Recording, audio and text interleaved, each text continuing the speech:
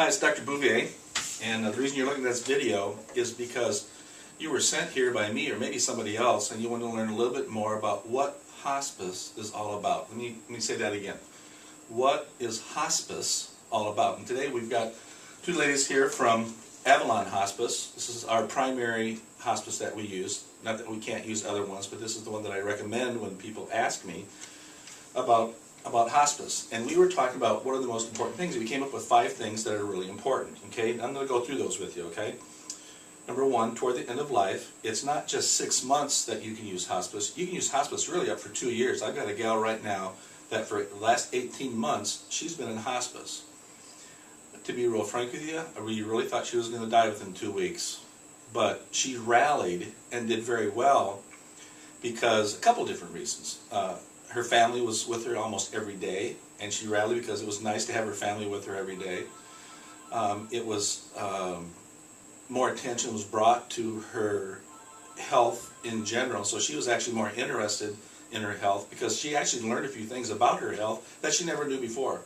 But she is at the end of life, and I don't expect her to live much longer. She's comatose, but we're talking another year, year and a half of really, really good life. So it's not just 6 months anymore, and it's just not writing somebody off if that's what you're thinking, because it's really not.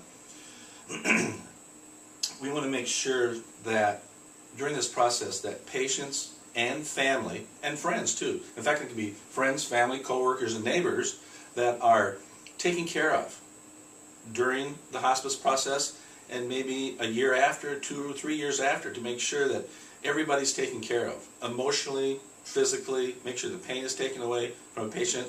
But, you know, your family, friends, coworkers, and neighbors have emotional needs that they need also. So these ladies are here to take care of that sort of thing. And if you guys disagree with anything that I'm saying here, you just chime right in, okay? Because this is kind of an impromptu thing, all right? Okay. So it really is for the entire family. So just kind of make sure that you understand that. And then if you have a question, there are no stupid questions. Maybe you get some stupid answers, but you know there's no stupid questions, right? Exactly. So some people want to say, well, how much does it cost? I worry about that thing, right? Well, you don't have to worry about it because Medicare, Medicaid, and most private insurance companies usually pay 100%, which is not your usual insurance company. But with hospice, they usually pay 100%. So from a financial standpoint, it's much better from that standpoint. And a lot of people wonder too, as kind of the last little note here, can I keep my own physician? And of course you can keep your own physician. You know, it's something that most people feel comfortable with, and as a physician myself, I feel very comfortable taking care of my own patients. I don't want to lose touch, and you know, because if I probably take care of yourself, but I also take care of many of your family members, so we're keeping in touch and seeing how things go. Is there anything else that you ladies want to include here that maybe we should?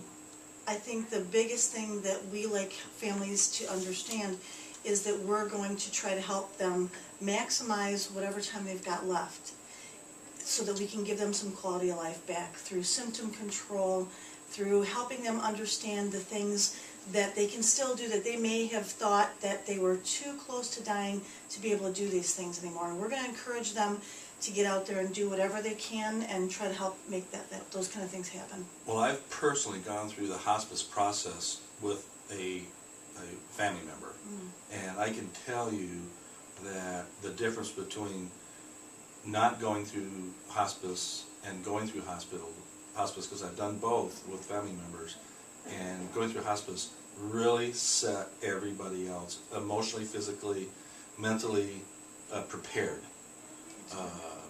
I can give you examples of that, but they were really prepared. This is Avalon Hospice. They are my primary hospice people that I go to when that's needed. Again, this is Dr. Robert Bouvier with the Health Co-op of Michigan. You have a great day.